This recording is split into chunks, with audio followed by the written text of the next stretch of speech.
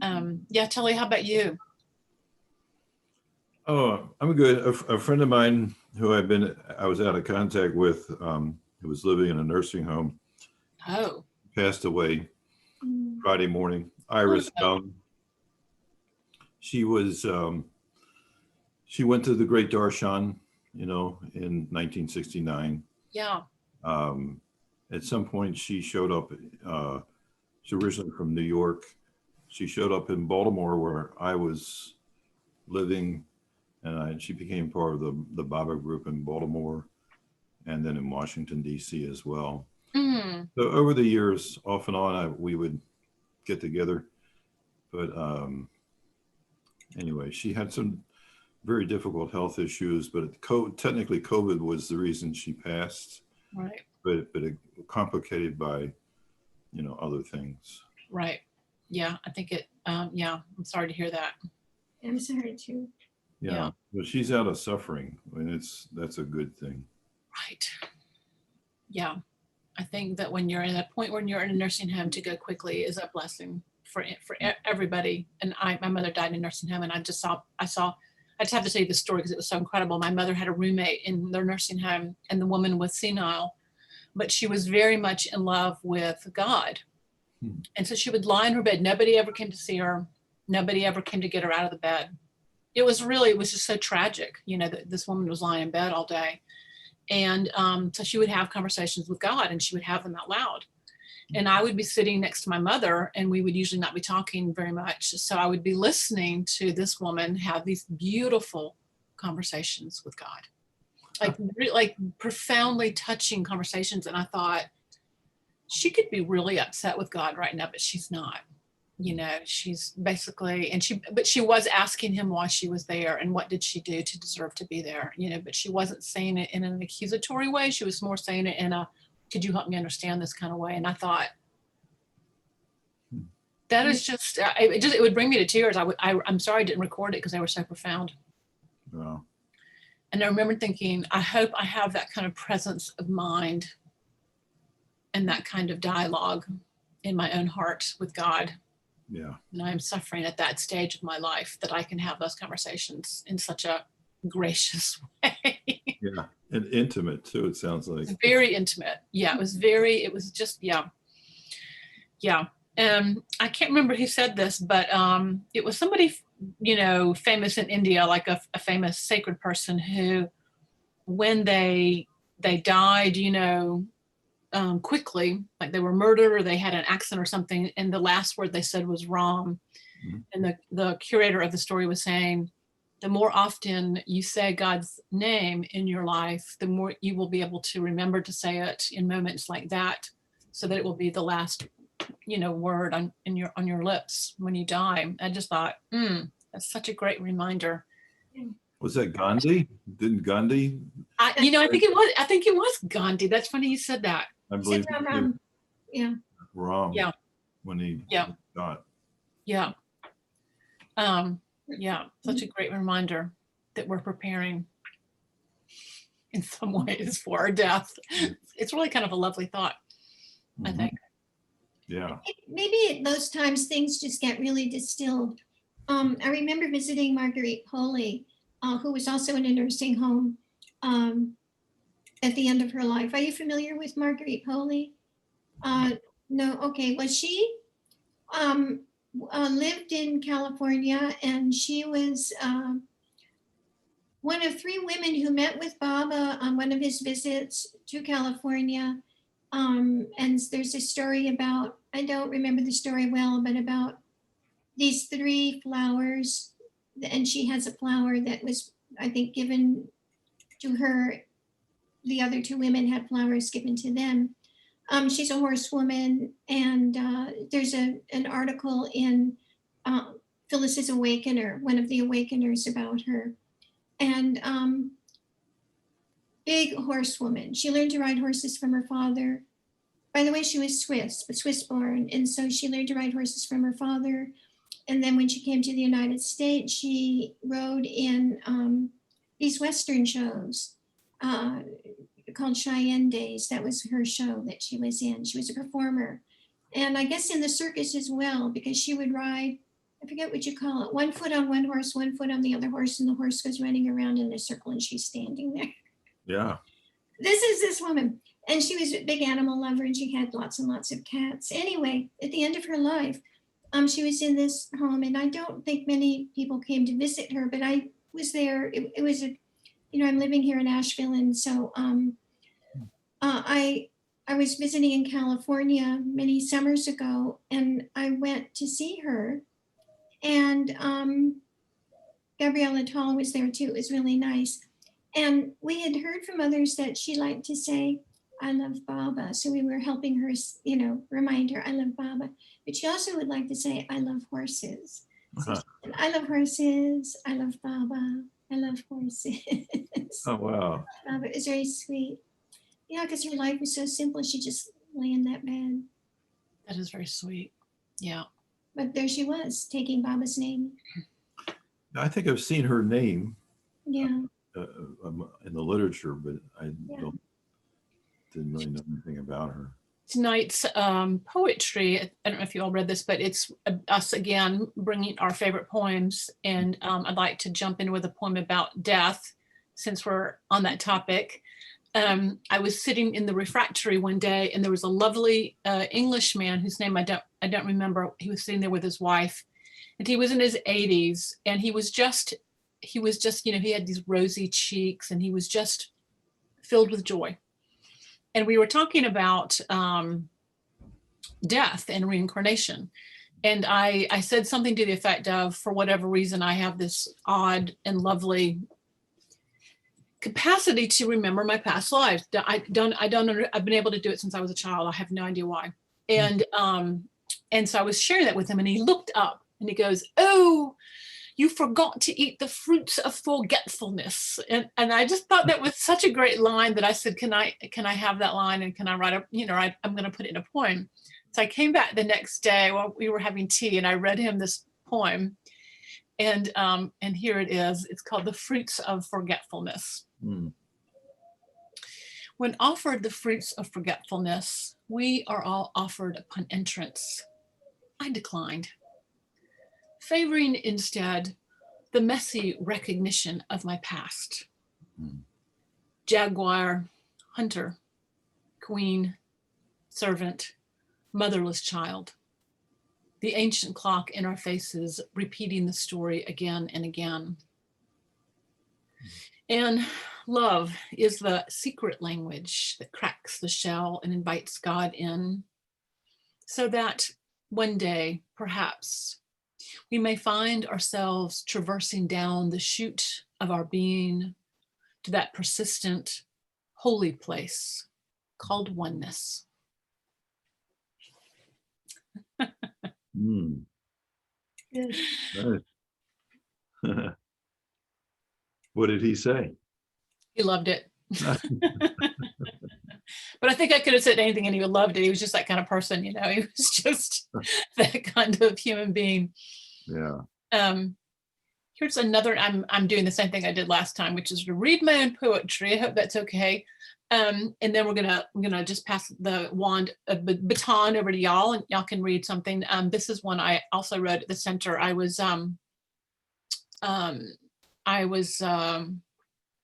guess I was kind of new, to being in Baba's presence. And so I was lying in my bed about to go to sleep. And Baba came to me and he said, "I would like to help you write your poetry." And I said, "Oh no, Baba, I've got this." That's a good line for a poem. Right? Oh no, Baba, I've got I've got this. this. And I turned the light out and I tucked myself in bed and I laid there for about 45 seconds, and I turned the light back on and I said, I'm so sorry. No, I didn't mean that. Yes, please. And so I wrote this poem in response to my absurd response to his generous offer. And it's called, the title of the poem, appropriately enough, is called "It's Me." "It's me," I said. But the beloved cried and cried until I relented. And now I see it's us who created this poem, this memory box, which holds jewels for the beloved in my heart. We dance with the words now. He turns the pages, a twinkle in his eye. I make coffee for our break. And so it goes, this broken heart, like a rock split in two, waiting for the beloved to repair and to write on. I like it. Yeah. Lovely. Thank goodness I came to my senses. This is great.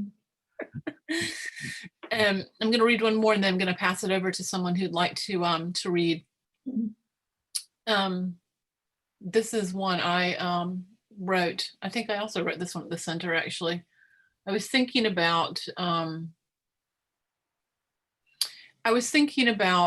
the way that, as we all know, after you've been around Baba for a while, you start to get the message that he's cooking us, you know, and some of us are just so overdone, we don't know what to do with ourselves. And so I was reflecting on that, you know, and so it's called a petition, because sometimes I think, I don't know about y'all, but sometimes I just want to say, listen, I really appreciate it, but could you just back off a little because I can't take anymore.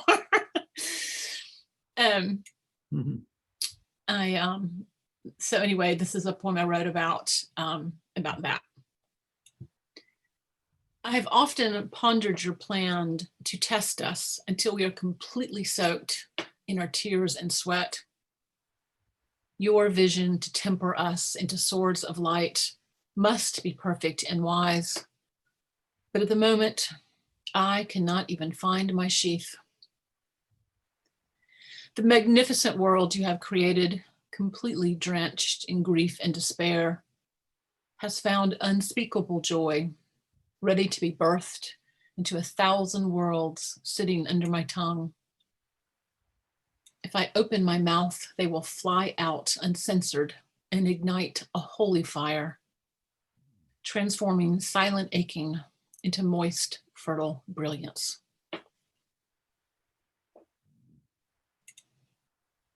Another good one. Yeah. Thank you. I was trying to look for the silver lining in my suffering. Words of light. Yeah, that's a fun image, isn't it? Yeah. Yeah. Huh. Yeah, that's nice. So how about y'all? Anybody else want to read something that they're enjoying these days, or something that's been lifting them up, or something you wrote? Yeah. Diana, do you have anything? I'm happy to go after you. I'll read something from Gitanjali, which I like. Yeah. This is number 50. This is Rabindranath Tagore. I had gone a begging from door to door in the village path when thy golden chariot appeared in the distance like a gorgeous dream. And I wondered, who was this king of all kings? My hopes rose high, and methought my evil days were at an end. And I stood waiting for alms to be given unasked, and for wealth scattered on all sides in the dust. The chariot stopped where I stood. Thy glance fell on me, and thou camest down with a smile. I felt that the luck of my life had come at last. Then, of a sudden, thou didst hold out thy right hand and say, what hast thou to give to me? Ah, what a kingly jest it was to open thy palm to a beggar to beg. I was confused and stood undecided. And then from my wallet, I slowly took out the least little grain of corn and gave it to thee. But how great my surprise when at the day's end, I emptied my bag on the floor to find a least little grain of gold among the poor heap. I bitterly wept and wished that I had had the heart to give thee my all.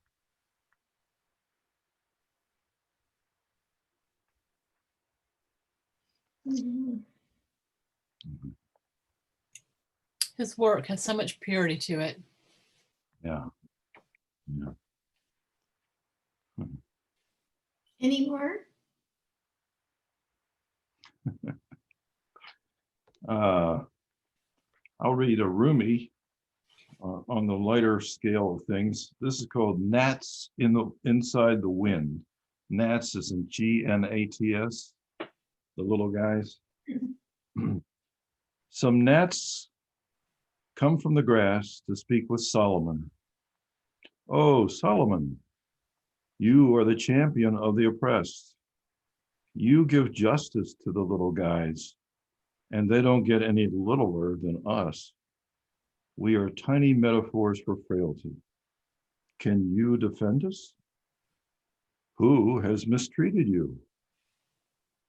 Our complaint is against the wind. Well, says Solomon, you have pretty voices, you gnats. But remember, a judge cannot listen to just one side. I must hear both litigants. Of course, agree the gnats. Summon the east wind, calls out Solomon, and the wind arrives almost immediately. What happened to the gnat plaintiffs? Gone. Such is the way of every seeker who comes to complain at the high court. When the presence of God arrives, where are the seekers? First, there's dying, then union, like gnats inside the wind.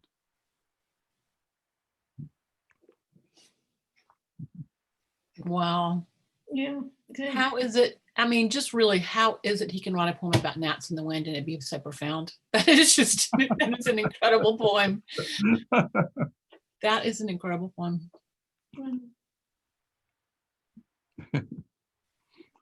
Oh, if you're a perfect master, you can do Right? Yeah. I passed the torch. Or Okay, I think I'll read next. Good. It's really interesting for me to be here because I'm not a poetry person. I don't read poetry, but I enjoy here. I think for me, poetry is for me. I think hearing it is the best way for me to be involved with poetry. Anyway, at I go to morning RT very often, and on Thanksgiving, I just wanted to bring something about gratitude because gratitude is such the key word for Thanksgiving. And I looked for a poem. I looked for a poem, and I surprisingly found a poem that I like very much. This is a poem by someone whose name is Joy Harjo. Oh yeah, Joy Harjo. She's famous. Yeah, she was apparently she was appointed the United States Poet Laureate in 2019, which Yep. I didn't know. Born in Tulsa, Oklahoma, and a member of the Muskogee Creek Nation. Yeah. Okay. So anyway, her poem is called Remember. Remember the sky that you were born under. Know each of the stars' stories. Remember the moon. Know who she is. Remember the sun's birth at dawn. That is the strongest point of time. Remember sundown and the giving away to night. Remember your birth, how your mother struggled to give you form and breath. You are evidence of her life and her mother's and hers. Remember your father. He is your life also. Remember the earth whose skin you are. Red earth, black earth, yellow earth, white earth, brown earth. We are earth. Remember the plants, trees, animal life, who all have their tribes, their families, their histories too. Talk to them, listen to them. They are alive poems. Remember the wind, remember her voice. She knows the origin of this universe. Remember, you are all people and all people are you. Remember, you are this universe and this universe is you. Remember, all is in motion, is growing, is you. Remember, language comes from this. Remember, the dance language is, that life is. Remember. Mm. Very nice. Gosh, yeah, lovely. Yeah, you know, the Muskogee Creek were from this area, the southeast, where you're living now, Diana. Really? Yeah. Creek were from South Carolina, North Carolina, Georgia, Tennessee. Really? Yeah, Muskogee Creek is it's a band of the creeks. So she may have grown up around here. Not necessarily, but she may have. Probably not, because the creeks were moved out to Oklahoma during the Trail of Tears in the 1840s. So that's why Oklahoma. That's why she lives in Oklahoma. Yeah. And and of course that's why Baba drove the car on the same path as the Trail of Tears to I really think it was to redeem native blood spilling on this country, you know. It was such an important shifting of karma for our country, is what it feels like to me. Native people, you know, when she used that term tribe, the animals have their own tribe. When you are around traditional Native people and they're speaking about the deer or the bear, they'll say it like this. They'll say the deer people or the bear people. You know, and it's just so beautiful to hear them refer to animals like that. It really gives them status, you know, equal to our own, which is so beautiful. I love her earth image, her earth language, but also the universality. You are the universe. Yeah. This is you. Yeah. Yeah. Were you here when we were talking about Black Elk Speaks? I don't think so. It's a book that was written by a Austrian poet, but he basically wrote the story of Nicholas Black Elk, who was a 90-year-old Lakota elder and who was dying and knew he had not shared his vision, and he was asked specifically to share the vision he had. So he told it to this Austrian poet who wrote it down for him. And it's a fabulous book, and it really elucidates how common it is in the Native tradition, whatever tribe you're talking about, for them to feel a certain universality about people. It's why they welcomed us, you know, our ancestors. They weren't like, oh, get, you know, you're immigrants, get out, you know, we've got policies against you. No, that's why they welcomed us. And it's just so lovely to know that about Native people, because it really is a very big hallmark of Native culture from my time spending with Native people. And I think a lot of people don't know that about them. But if you ever would like to read more about it, if you feel a resonance with that book called Black Elk Speaks, by Nicholas Black Elk, because essentially it's by Richard Neihardt, but it's the story. It's a stunning account of Native culture, and someone who had a vision about all races of mankind coming together on the medicine wheel, which was in the poem too. Yes, which is in the poem, which is why I'm sharing that. Yeah. I still have my copy from 1970. Oh, it's one of those books that once you read it, you never get rid of it, because it becomes a classic in your library. Absolute classic. Yeah. It was a big eye opener for me to read that book. Yeah. Well, I have something I'd like to share that I think is relevant to our times. It's by Pablo Neruda. It's called Keeping Quiet. Now we will count to 12, and we will all keep still. For once in the face of the earth, let's not speak in any language. Let's stop for a second and not move our arms so much. It would be an exotic moment, without rush, without engines. We would all be together in a sudden strangeness. Fishermen on the cold sea would not harm whales, and the man gathering salt would not look at his hurt hands. Those who prepare green wars, wars with gas, wars with fire, victories with no survivors, would put on clean clothes and walk about with their brothers in the shade, doing nothing. What I want should not be confused with total inactivity. Life is what it is about. I want no truck with death. If we were not so single-minded about keeping our lives moving and for once could do nothing, perhaps a huge silence might interrupt this sadness of never understanding ourselves and of,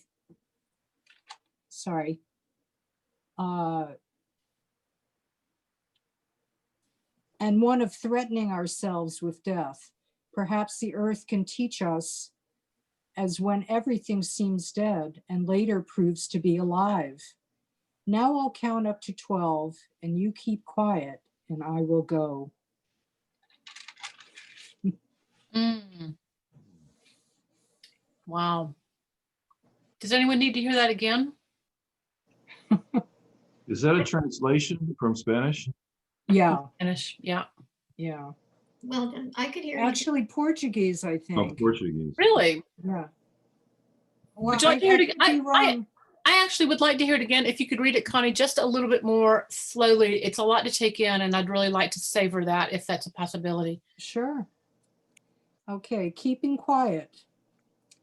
Now we will count to 12 and we will all keep still. For once in the face of the earth, let's not speak in any language. Let's stop for a second and not move our arms so much. It would be an exotic moment, without rush, without engines. We would all be together in a sudden strangeness. Fishermen in the cold sea would not harm whales, and the man gathering salt would not look at his hurt hands. Those who prepare green wars, wars with gas, wars with fire, victories with no survivors, would put on clean clothes and walk about with their brothers in the shade, doing nothing. What I want should not be confused with total inactivity. Life is what it is about. I want no truck with death. If we were not so single-minded about keeping our lives moving and for once could do nothing, perhaps a huge silence might interrupt this sadness of never understanding ourselves and of threatening ourselves with death. Perhaps the earth can track us as when everything seems dead and later proves to be alive. Now I'll count up to 12 and you keep quiet and I will go. Yeah. Beautiful. I always like this poem by Wordsworth. Can we just talk about this for a second before you shift gears? For those of you who don't know, Pablo Neruda was a Chilean poet, Chilean. and he won the Pulitzer in the 70s. And I think Portuguese might have been spoken in parts of Chile because of the Portuguese maritime people, but he did write in Spanish.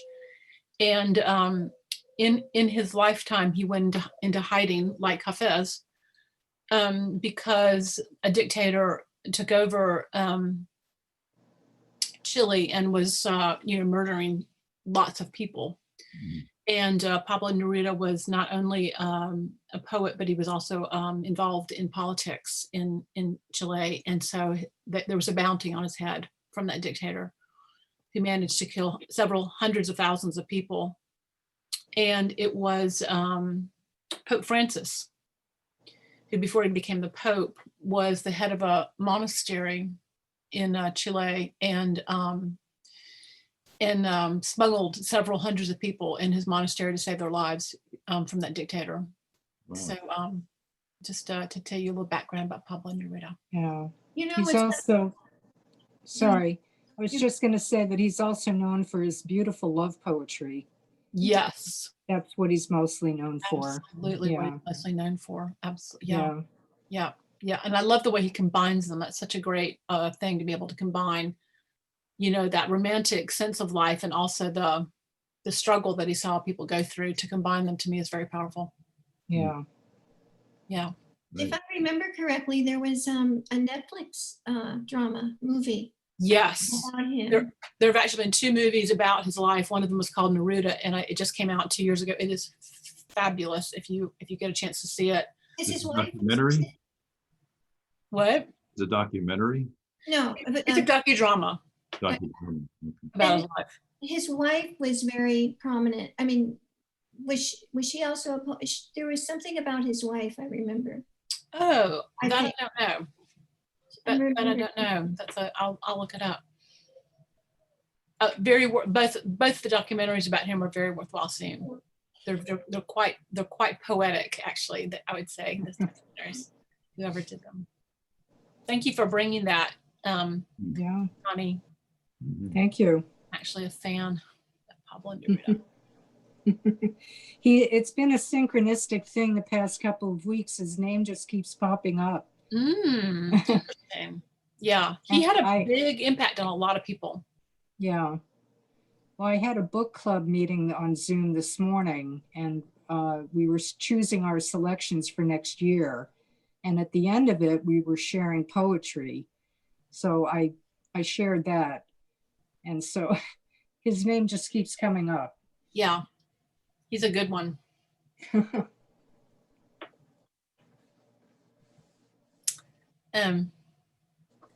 Tina, were you going to read something?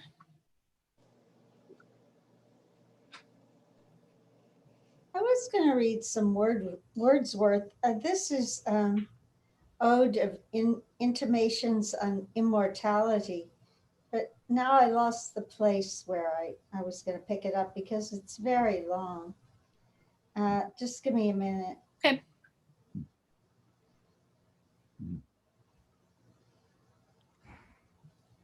Maybe you take somebody else because I can't find it. Sure. Yeah. I've got one I can launch into. This is a poem I think I can't remember where I wrote this, but everybody who hears it tells me it reminds them of some place many of you have been to, and I won't tell you what they say it reminds them of, so you can tell me if it reminds you of some place you've been to, and if it's the same place they mentioned. And it's called A Chasm. Sometimes the body says, I am a hollow reed. Music is playing through me. Sometimes the body says, I am a gnarled rag in need of amorous cleansing. Sometimes grounded, strong river rock. But when the body says, I have become separated from the temple, and we are left in the great divide, it is then that our parched and torn eyes seek out the hidden ocean, which says, let water fill the chasm and become a pool once more.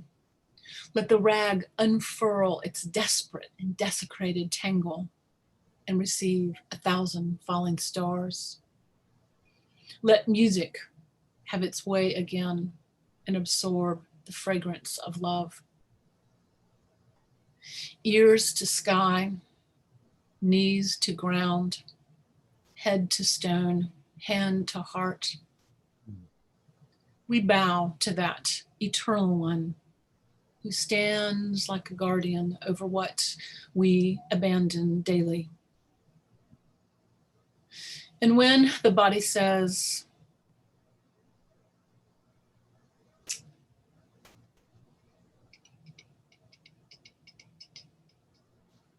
lost my place in this poem.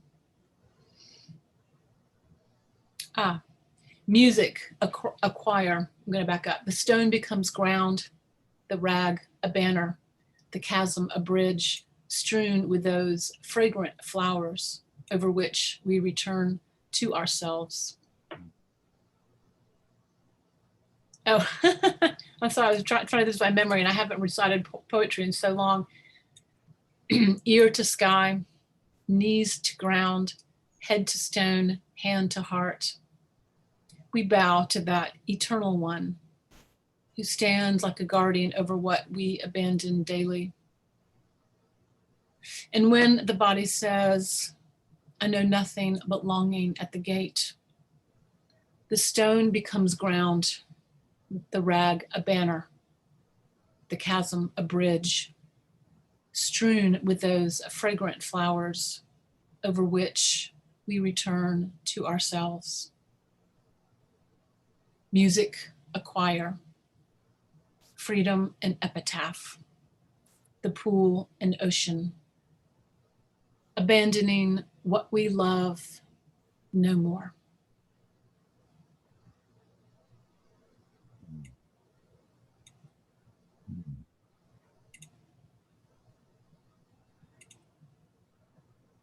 Did that remind anybody of some place you've been? Mhm. I've never been to Baba's tomb because I've never been to India, but several people have told me that it reminds them of Baba's samadhi. Mm. And I was very aware, and I don't feel this very often, but I was very aware when I was writing that poem of Baba's finger on the poem.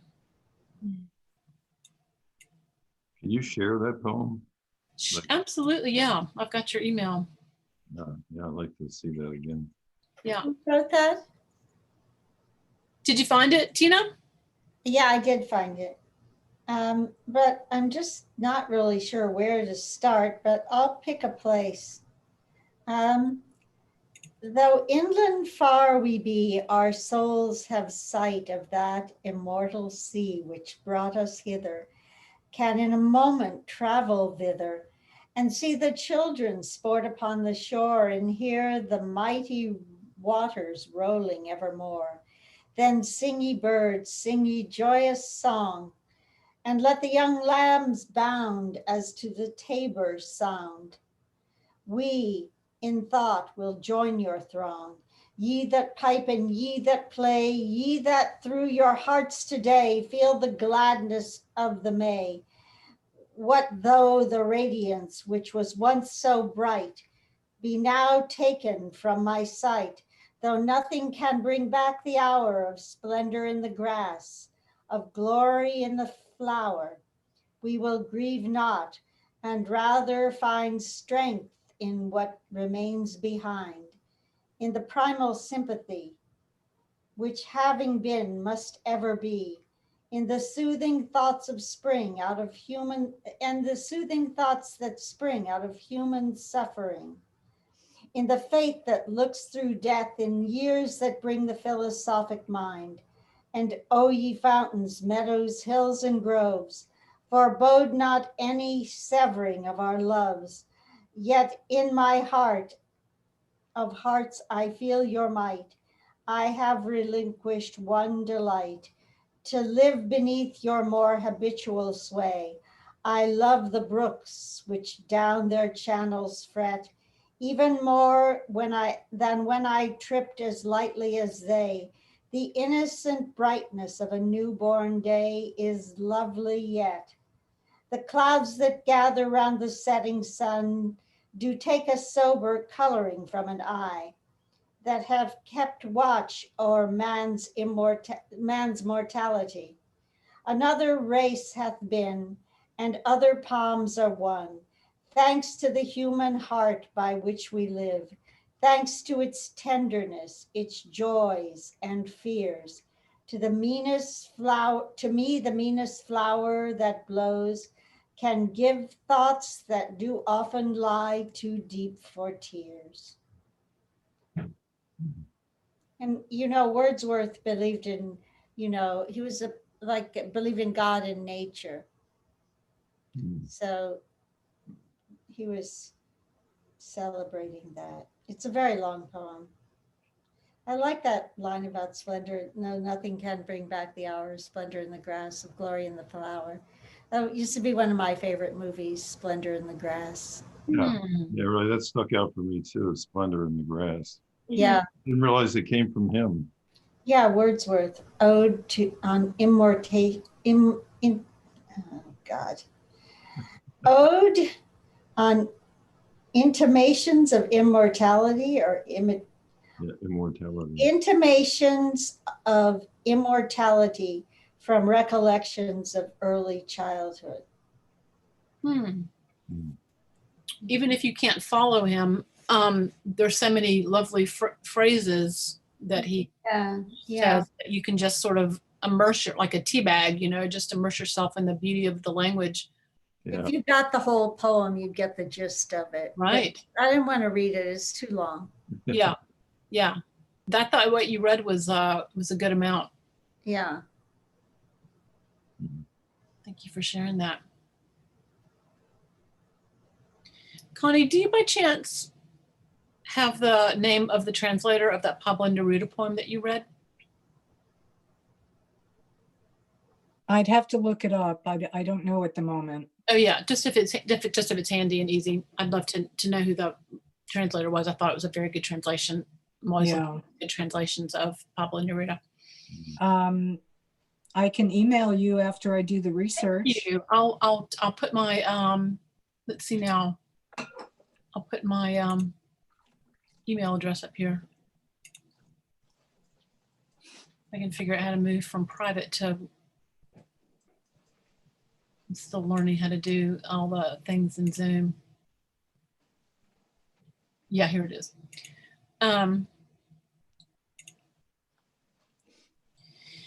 So, Tilly, do you have something you'd like to read? I would read a George Herbert poem. George Herbert. Can you say a little bit about who he was? So he was one of the metaphysical poets. He was born in the late 16th century. He lived about 40 years. And the English composer Ralph Vaughan Williams took his 5 mystical songs and set them to music. So this is one of the 5 mystical songs called Love Bade Me Welcome.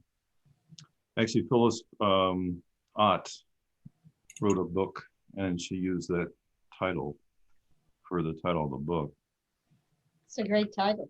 Yeah, so it's a dialogue between the protagonist and love.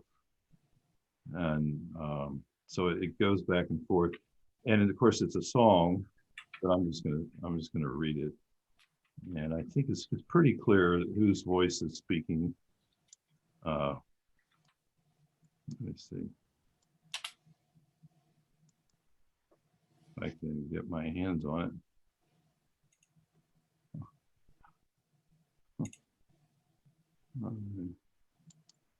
Yeah. One more time. Let's see. Okay. Love bade me welcome. Love bade me welcome, yet my soul drew back, guilty of dust and sin. But quick-eyed love, observing me grow slack from my first entrance in, drew nearer to me, sweetly questioning if I lacked anything. A guest, I answered, worthy to be here. Love said, you shall be he. I, the unkind, ungrateful? Ah, my dear, I cannot look on thee. Love took my hand, and smiling did reply, who made the eyes but I? Truth, Lord, but I have marred them. Let my shame go where it doth deserve. And know you not, says love, who bore the blame? My dear, then, I will serve. You must sit down, says love, and taste my meat. So I did sit and eat.